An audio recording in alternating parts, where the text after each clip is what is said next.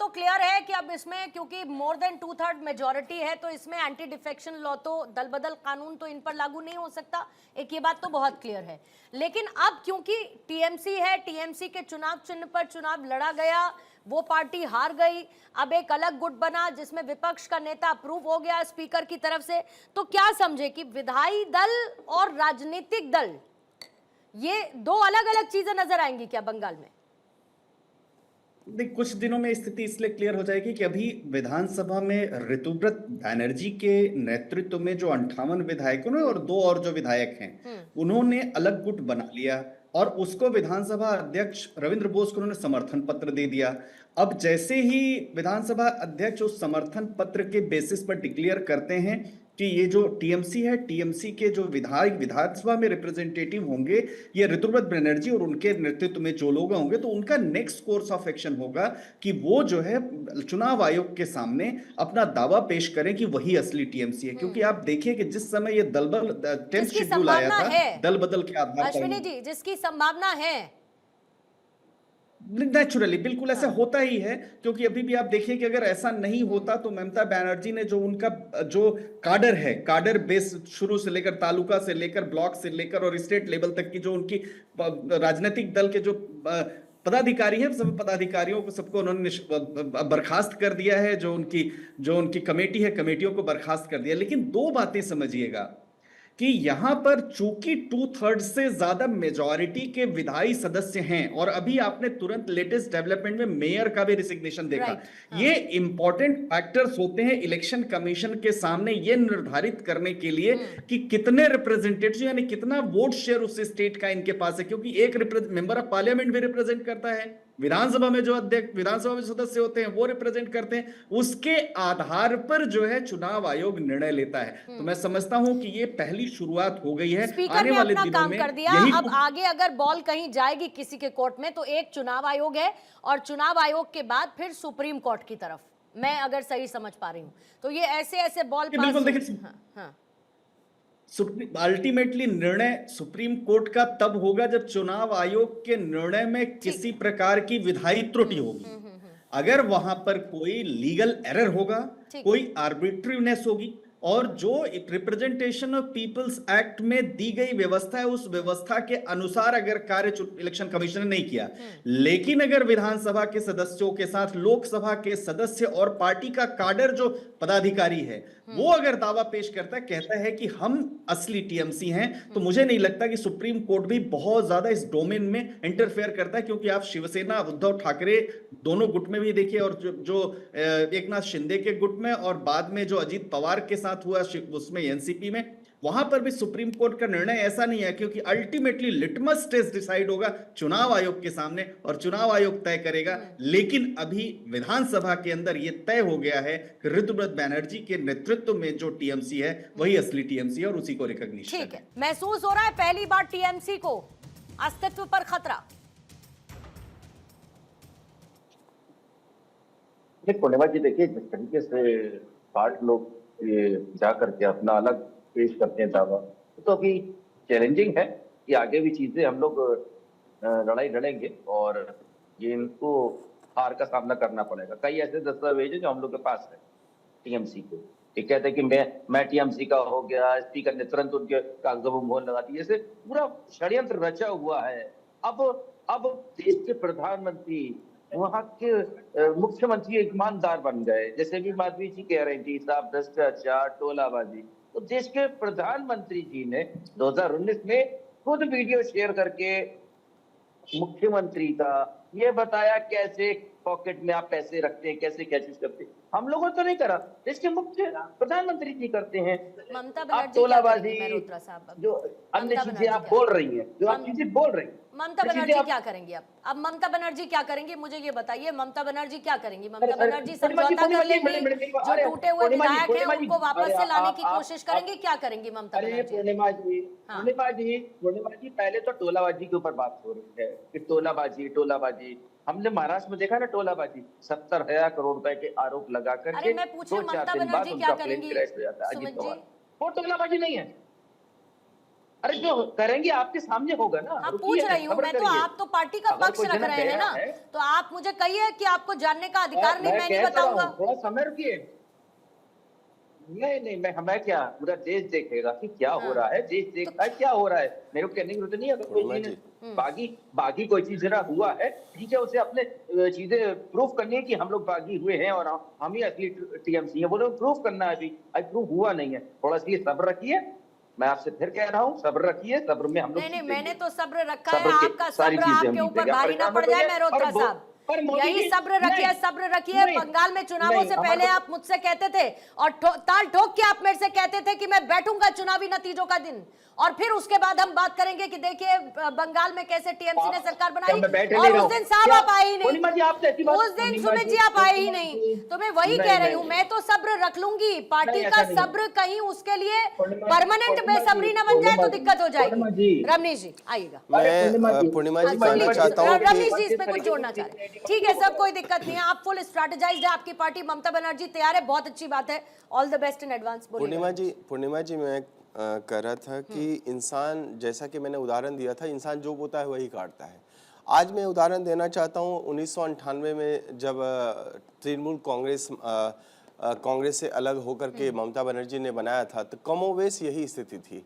उस समय भी कांग्रेस से छिटक करके बहुत सारे जो विधायक, लगभग 70 विधायक जो हैं, उससे ज़्यादा, वो सब आ गए थे टीएमसी में। वामपंथियों से अत्याचार से सारे के सारे जो है, मुझे उनको लगा कि सबसे अच्छा सेफ जो है कांग्रेस में तो नहीं हम रह पाएंगे और टीएमसी में। तो जो स्थिति उस समय हुई थी और आज भी वही स्थिति है। देखिए, जैसा कि मैंने कहा कि एक लीडर बेस्ड पार्टी होती है, एक कैडर बेस्ड पार्टी होती है। आज देखिए कि कहीं पे भी, इतने साल हो गए, कहीं पे भी कोई भी मुख्यमंत्री का चयन होता है और उनको यदि वहां पे बिठाया दिया जाता है, चाहे उड़ीसा की बात करें, चाहे मध्य प्रदेश की बात करें, चाहे पश्चिम बंगाल की ही बात क्यों न करें, भारतीय जनता पार्टी में कभी भी आपने विरोध का स्वर देखा क्या?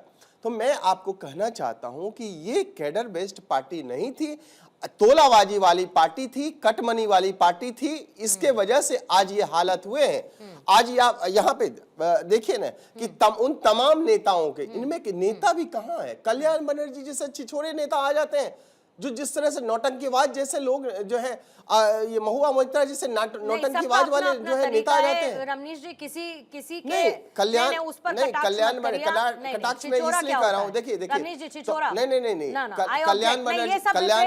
कल्याण बनर्जी ने जिस तरह का नौटंकी बात किया, रखिए, लेकिन इस आम तरीके के जनता, शब्दों से परहेज करिए। बात है नेताओं इस की। तरीके के शब्दों से परहेज किया कीजिए इस डिस्कशन में, कम से कम पूर्णिमा जी, इस तरीके के शब्दों से बचा पूर्णिमा करिए, जी, बात रखिए। कल्याण रमेश बनर्जी जी, के कायदे बारे से में मैं बोलिएगा। बताऊं, आप कल्याण राजनीति में बनर्जी का मैंने कम उदाहरण भारतीय जनता इसलिए पार्टी दिया के था होंगे। कि देखिए, नेता जो है ना, नीति का निर्धारण ठीक है, करता जल्दी से 30 और सेकंड जिस में तरह खत्म से करिएगा, जिस तरह से नेता वो कल्याण बदतमीजी बनर्जी भाजपा जैसे का प्रयोग नौटंकी करिएगा। लोग नौटंकी करते अरे हैं, उनको सुनाई चोट नहीं भी देता नहीं क्या लगा सुमित जी था। आपको? उस समय आपने चोट सुना भी नहीं, नहीं मैंने लगा उनको था। फॉरेन टॉक उसके टोका। बाद कहाँ आपने चोट सुना लगी? नहीं क्या अभी? जब हॉस्पिटल वो जाते हैं तो कहते हैं डॉक्टर के, उनको क्या रिकमेंड किया, प्रिस्क्रिप्शन में दिया, ऐसे पेन पुट्टी बदतमीज खाइए, इंसान उसके को बाद आप फिर बिठा घर लेते जाइए। हैं। तो मेरा कहना है कि कल्याण बनर्जी को काकली घोष ने उनको ऊपर आरोप ठीक है लगाया, सर, 30 महुआ सेकंड हो मोइत्रा गए, जैसे ठीक लोगों है। ने आरोप ओके। लगाया। मेरा कहना है कि हाँ। देखिए, आपको नेता आज जो इनके भाजपा के तमाम जो एजेंट एमएलए, बनके बैठते 72 हैं। एमएलए जो छिटक गए, उसका मूल कारण है कि जो उनकी जो है खास करके नैतिकता ठीक है। बिल्कुल पूरी माधवी तरह जी, से खत्म हो चुकी है, माधवी जी, जिसके वजह से सारे नेता चले बीजेपी गए। ऐसा नहीं लगता है हमेशा कि विपक्ष के टूटने का इंतजार करती है? मतलब you really enjoy the show and I must say that. अभी थोड़ी देर पहले इन्होंने बात की ईडी सीबीआई की, अभी नीचे ब्रेकिंग चली कि पहुंच गई ईडी की टीम अभिषेक बनर्जी के घर पर। पूर्णिमा जी, ऐसा है कि बार बार यही बात टीएमसी के लोग भी कहते हैं और ये प्रश्न उठाने का पहले ये देखना चाहिए कि भाई इनके लोग कटमनी लौटा रहे हैं। पूर्णिमा जी, ये बताइए 2014 के बाद से भारतीय जनता पार्टी के कितने विधायक एमपी के पास हमेशा बीच में सीबीआईडी पहुंची? आप बता दीजिए, बता सुमित जी, दीजिए। सुमित आप जी, ये बता आदमी दीजिए। हमेशा बोलते हैं। सुमित जी, आपकी तो क्या बीच में समस्या हमेशा है बोलने सर? की आदत है। ओके। अरे ये आज भी नहीं है, सुमित ये जी, औरत, क्या समस्या ये है? औरत। सुमित जी, हम क्या कैसे बोल रहे समस्या हैं? है? आपको बोलना चाहिए फिर से आदमी। मुझे पॉज बटन लगाना पड़ेगा ये क्या? क्या बात है? बिल्कुल माधवी जी, ये सर, आदमी- पार्टी आप ही की टूटी है ना, तो आप ही से इतने सवाल किए जाएंगे।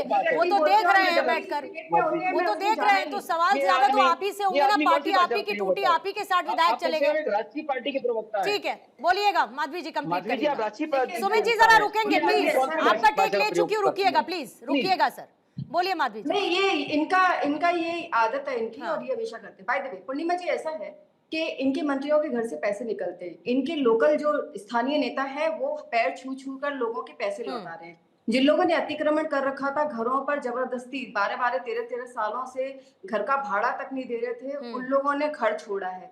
तो ये लगातार दिखा रहा है कि पश्चिम बंगाल में जो इनके स्थानीय लीडर थे, वो लीडर नहीं थे, वो एक्चुअली गुंडे थे, गुंडागिरी कर रहे थे, और स्थानीय लोग परेशान थे, इनसे दुखी थे। वोट देने से पहले, चुनाव किसी पार्टी से जुड़ने के पहले 10 बार सोचना पड़ता था वहां के स्थानीय लोगों को। डेमोक्रेसी खत्म हो चुकी थी। जिस तरीके से अपीजमेंट की राजनीति हो रही थी, वो भी बंगाल का मानुस देख रहा था। कहा जा रहा था स्टेज पर खड़े होकर कि जो टीएमसी के साथ जुड़ा हुआ नहीं है, टीएमसी को वोट नहीं देगा, उसको बंगाल में रहने का अधिकार नहीं। तो बंगाल के लोगों ने ये बता दिया कि हम तो बंगाल में रहने के अधिकारी हैं, लेकिन जो पार्टी इस तरीके की बातें कर रही है, अब उसको बंगाल में रहना नहीं चाहिए, और जिसका नतीजा 4 तारीख को दिख गया। मैं एक ही बात कहूंगी कि यही व्यक्ति जो है आकर इतना ज्यादा सीना ठोक ठोक कर बोल रहे थे। आज मैं एक बात कहती हूँ कि अगर इनको अपनी पार्टी को बचाना है तो सबसे पहले जो है वो अवलोकन करना चाहिए कि इनकी स्थिति क्या बनी है, क्यों इनको छोड़ा जा रहा है, क्यों बार बार इनके सारे नेता और जितने भी विधायक हैं वो एक आदमी का नाम ले रहे हैं, क्यों बोल रहे हैं भ्रष्टाचार की बात। केतन जी, इस पे अवलोकन नहीं करके ये जो है ऑपोजिशन पे बात कर रहे हैं। यही केतन जी, कारण है कांग्रेस ने इससे पहले बहुत बार टूट देखी है विधायकों की। आपके खुद के बहुत सारे लोग छोड़कर गए हैं और आपने अलग अलग पार्टियों की भी टूट देखी है। लेकिन अभी आने वाले समय में आपकी एक इंडिया अलायंस की सर बैठक होने वाली है। अब आप कहेंगे विचारधारा से चलती है, विचारधारा ही तो छिन्न भिन्न है, और ये विपक्ष के इस गठजोड़ के लिए आप एक खतरा, संकेत या चुनौती देखते हैं इसे कि नहीं देखते हैं? बंगाल में ये जो घटनाएं हो रही हैं उसके साथ इंडिया अलायंस की होने वाले मीटिंग का कोई लेना देना, कोई संपर्क ही नहीं। मुझे पता नहीं आप कैसे निकाल रही हैं। कोई लेना देना नहीं है इसका। मैं आपको बताता हूँ, तब आपको समझाता हूँ क्यों नहीं लेना नहीं, मैं बता देती हूँ कि इससे क्यों लेना देना नहीं है। एक लाइन में बता देती हूँ, फिर उसके बाद आप आगे बढ़ जाइएगा, क्योंकि मुझे बहुत अच्छी तरीके से याद है कि बहुत सारे नेताओं की एकजुट एकमुश्त आवाज आई थी। राहुल गांधी नहीं, ममता बनर्जी को इंडिया अलायंस का चेहरा होना चाहिए, और अब ममता बनर्जी की क्रेडिबिलिटी पर उनकी पार्टी में टूट के साथ सवाल है।